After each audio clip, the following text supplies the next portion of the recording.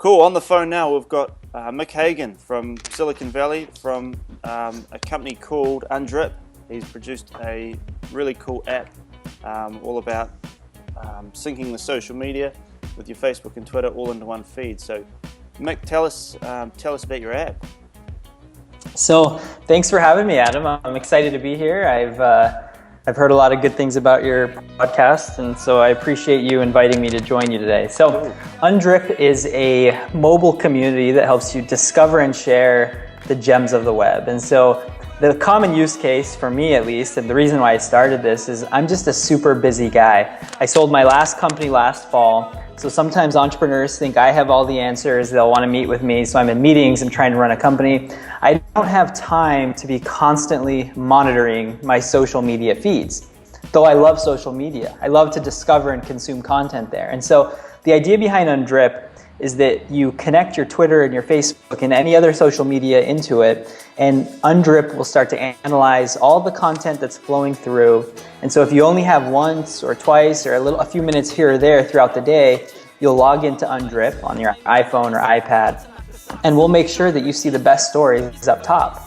And so no longer are you worried about missing something really cool. No longer do you have to feel like you have to always be checking in and seeing what your friends are sharing. We'll do all that for you. It's all magical. Awesome. It is surprising, and I've been playing the last couple of days with it.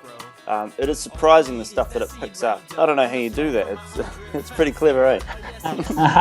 It's magical. It's magical, I'll tell you a little bit about our algorithm. So, for us, social context is the most important thing. And so we'll look at what are your friends talking about? What are they sharing? What are they commenting on? What are they liking? What are they recommending? And a lot of the algorithm is based on, what content are most of your friends engaged with. And so maybe it's a really funny video. Maybe it's just a popular news story of the day. We'll analyze all your interactions, all your relationships, and we'll try to figure out what is it that your circle of friends, what is it that your social graph is talking about. So how is that any different from the apps that are out now, the Flipboard? Obviously Yahoo bought out LiveStan 12 months ago, and that didn't work out so good for them. So how do you create something that stands out, that's different, that's, Yeah, so that's a big challenge. There are a number of other players out there who really try to help you discover content and consume content. I would say there's a few big differences. The first would be we care more about the person who shares the content than what's actually behind the link that they shared. So as an example, when you come into Undrip, we're not going to ask you what topics are you interested in. We're not going to have you say, you're interested in science and sports and technology, et cetera, et cetera. We don't care about the topics you're interested in, and we don't care about the circle of friends that you care about most. We think that the most important piece of the algorithm needs to be the social context. You've already established, your relationships on Facebook and Twitter and elsewhere. We don't need to have you reestablish those relationships. And based on those relationships, we can already learn a lot about you. And so the big difference between us and something like Flipboard or Zeit or who knows what else is that we're not topic-based. We're people-based. We think people matter more than topics. And the beauty of that is it allows for an element of serendipity and discovery. You might see something in your Undrip feed that's a little bit unexpected because it might be about a topic that you're not necessarily super interested in, but you're still happy to see because a lot of your friends are talking about that and sharing that, and you would still want to see that. And so topic versus people would be one. Other is we're only looking at your social graph. So with apps like Flipboard, they introduce a lot of other noise. They don't make the noise problem easier. They make it harder because they've partnered with a lot of different publishers and magazines and newspapers and this and that. And so you can go into Flipboard and you'll feel overwhelmed because it's just a bunch. It's sort of like going into a bookstore and just hanging out at the book stand or magazine rack. Yeah. Flipping through all the content. And for some people, they enjoy that, and that's fine, and there might be a use case for that. But for us, we value what your friends are sharing more than anything else. It's the same idea of, it's the weekend, almost the weekend, and you'll ask your friends, where should I go to dinner? What movie should I see? So the social context is most important for us. that's a big difference. The other thing is we're not just news. So there's a lot of news readers out there, and news is only one form of media that we consume, right? We consume videos, we consume photos. News is obviously one thing. You know, we're thinking of adding music, and there's lots of types of media that we consume every day. And so we're not just a news reader. Yeah, and then the last difference I was going to point out was, and this perhaps isn't as big of a difference, but it's still a difference. We use algorithms to completely rearrange the content. And so with Flipboard, when you click into your Twitter or your Facebook section on your Flipboard, it's basically the exact same order that you would see it on Facebook or Twitter. It just looks like a magazine. Yeah. So they have used any sort of intelligence to make sure that you're seeing the most interesting and compelling things. There's no intelligence behind it. They just reskin it. They make it look different. Yeah. But we actually use intelligence to make sure that you're seeing the best stuff first. Yeah, and it's cool. Like all the influential people, all the interesting people that I take information from, they're the ones that are at the top of the Undrip feed, and it's cool for that. So.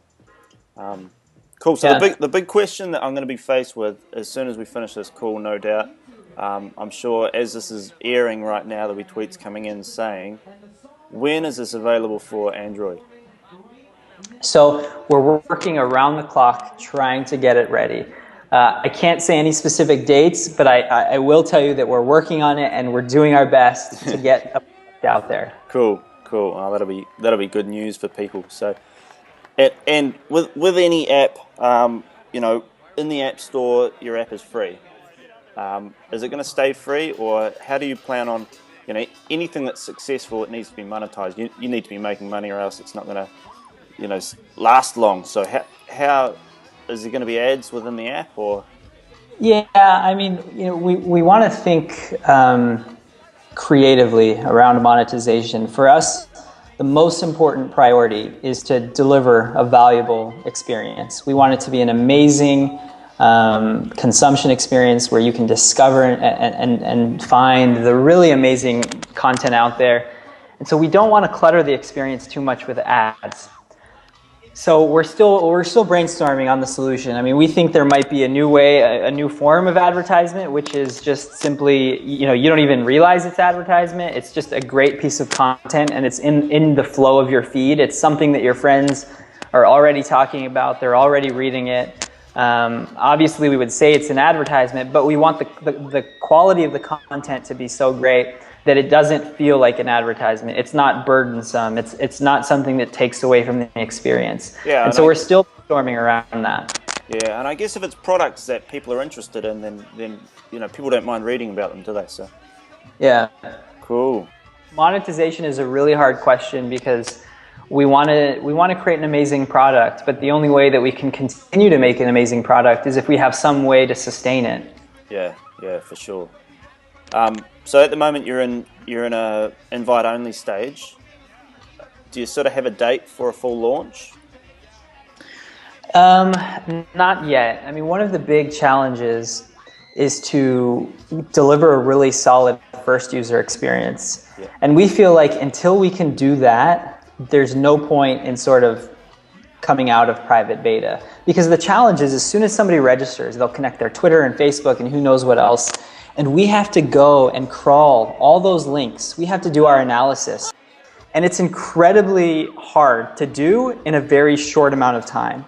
And so once we figure that out and how to do that in a matter of seconds instead of a matter of minutes, then we will take away the private beta system. Yeah. The Facebook and Twitter APIs are always a bit slow, aren't they? So. Yeah, sometimes they can be slow, and so it's tough to deliver a really solid first user experience when you're dependent on other APIs and things. Yeah, for sure. Your thoughts on the new iPhone? My thoughts are, I'm excited. I love it. From a user perspective, obviously I have nothing but really exciting thoughts. I ordered it the minute that it was available. In terms of what it means for Undrip, I'm also very excited. It's a little bit more screen area so that the reading experience can be even more elegant and better. And so I'm excited about that. I'm super excited. It's shipped. I should be getting it any moment now. Awesome. And it's really exciting. Cool. Oh, cool. Oh, well, it's been awesome to talk, Mick. Thank you very much for that. Well, thanks for having me, and everybody should go download Undrip. It's at undrip.com, UNDRIP.com. And since we're so early, I want to stress that we're really open to feedback. We're listening. We want to hear your thoughts, your ideas. Hopefully your listeners can feel like they can send us email and tweets, because we want to hear about their experience so that we can make it better. We really take pride in our craft, and we take pride in the products that we're building, and we want to make sure it's an absolute world-class experience for everybody who touches it.